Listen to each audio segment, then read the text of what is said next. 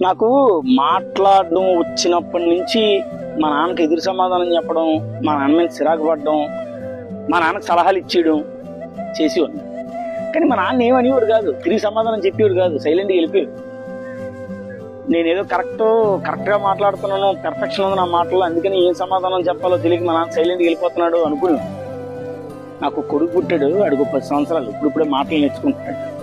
ఆడు తిరిగి సమాధానం చెప్తున్నాడు, చిరాకు పడుతున్నాడు, సలహాలు ఇచ్చేస్తున్నాడు. అప్పుడే నాకు నాన్న గొప్పతనం తెలియాలంటే నాన్న అయితేనే నాన్న గొప్పతనం తెలుస్తుంది. తిరిగి సమాధానం చెప్పలేక సైలెంట్గా వెళ్ళిపోలేదు మా నాన్న. నా కొడుకు పెద్దోడు అయిపోతున్నాడు, వీడికి అన్నీ తెలిసిపోతున్నాయి, తెలియాలి కదా, మాట్లాడినిలే అని సైలెంట్గా వెళ్ళిపోయాడు.